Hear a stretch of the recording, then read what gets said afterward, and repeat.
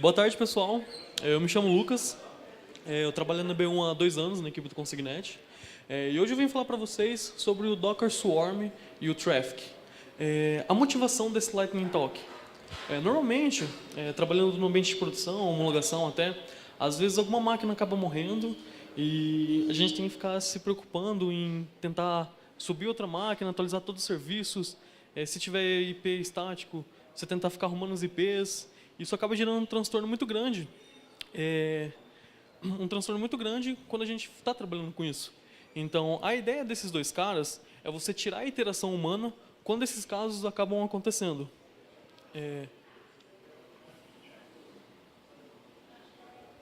Falhou? Aqui. Não? Tá. Primeiramente, o que é o Docker? O Docker possibilitou com que pudéssemos trabalhar com ambientes isolados e de fácil portabilidade. Uma vez configurado um ambiente dentro de um container, existe a possibilidade de transpor esse ambiente para qualquer outra máquina ou qualquer outro ambiente onde esteja instalado o Docker dentro da máquina. O conceito de resiliência, porque eu vim falar sobre como construir aplicações web de alta resiliência. A resiliência é como você consegue com que o seu ambiente ele volte sempre ao estado normal, mesmo acontecendo algumas falhas ou falhas de serviço ou de máquinas, enfim.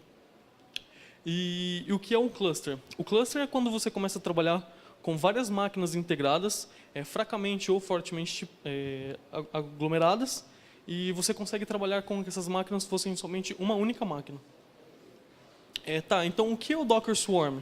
O Docker Swarm é quando você começa a trabalhar com várias máquinas em modo de cluster e você consegue gerenciar elas e orquestrar essas máquinas tudo pelo CLI do próprio Docker. Então você normalmente instancia uma máquina para inicializar o cluster e você consegue adicionando máquinas. Todas essas máquinas terão que ter o Docker instalado nelas e você consegue adicionando essas máquinas para compor o seu cluster. Uma vez que você compõe o seu cluster, você consegue, por exemplo, listar todos os nós que estão dentro desse cluster já. E existem 2 tipos de nós que você consegue inserir nesse cluster: managers e workers. Normalmente, os workers serão os nós que eles só trabalharão cegamente. Eles não farão mais nada, não terão controle sobre o cluster. E as máquinas managers, elas quem atualizam o estado do próprio cluster e são elas quem delegam atividades para que todas as outras nós possam trabalhar. E aí vem a primeira parte, onde o Docker possui alta resiliência, o Swarm. Normalmente, você possui uma única máquina manager que será a líder do seu cluster. E quando essa máquina morre, o que o Swarm faz? Você tem uma fórmula de um mínimo de managers que você precisa ter para ele se recuperar automaticamente. N-2 sobre 1, que você possui, por exemplo, 5 máquinas, menos 1, 4, dividido por 2. Você tem que ter no mínimo 2 managers para caso, se a primeira manager morrer, automaticamente a segunda manager ela vai assumir como líder do cluster, ela automaticamente vai cuidar do Swarm, só que ao invés de você dar um Docker Run, você vai dar um Docker Service Create. E automaticamente você vai delegar um serviço para o cluster cuidar, e automaticamente ele vai delegar esse cara para quem quer que seja, para processar essa sua aplicação, ou seu container. Então você consegue listar em onde que está rodando essa sua aplicação. Por exemplo, no caso do meu teste, ele acabou rodando na máquina 2.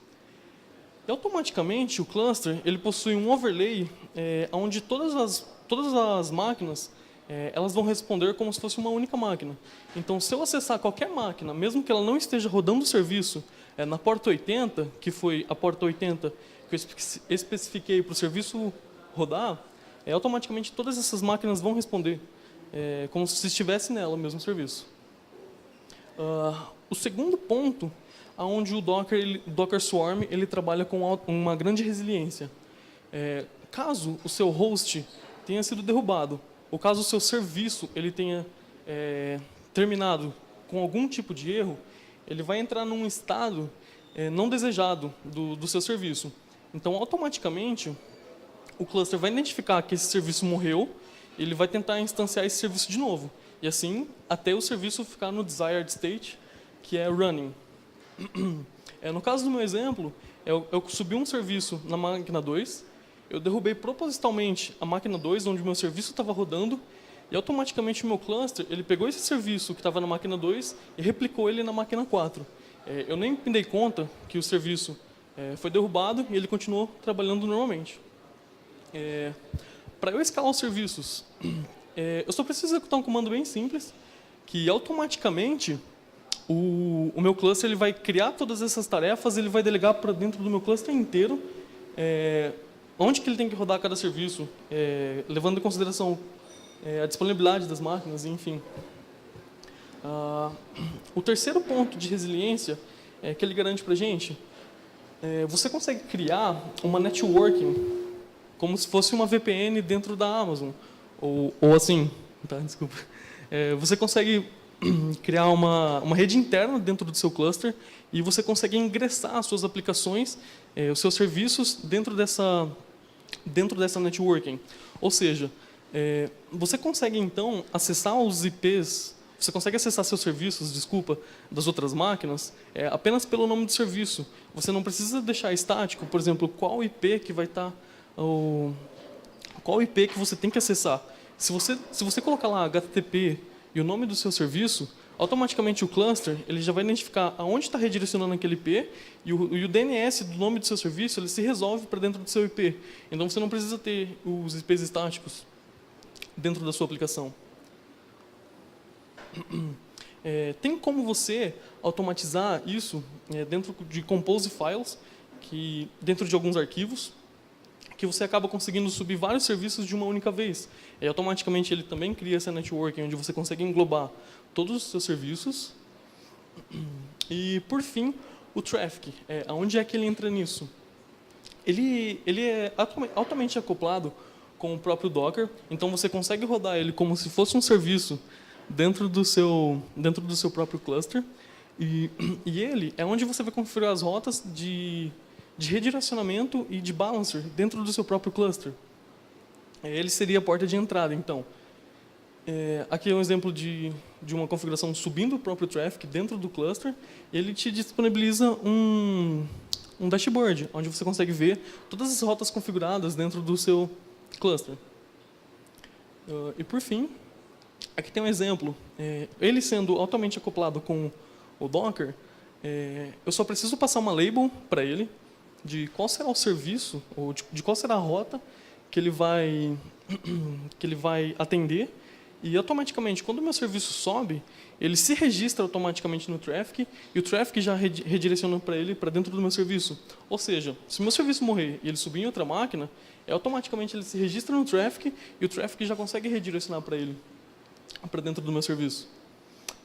Só que daí um último problema que a gente tem, quando pensando em resiliência e pontos únicos de falha, é que se eu acessar agora qualquer máquina, se eu colocar o meu DNS para se resolver para qualquer uma dessas máquinas que eu criei, vai funcionar.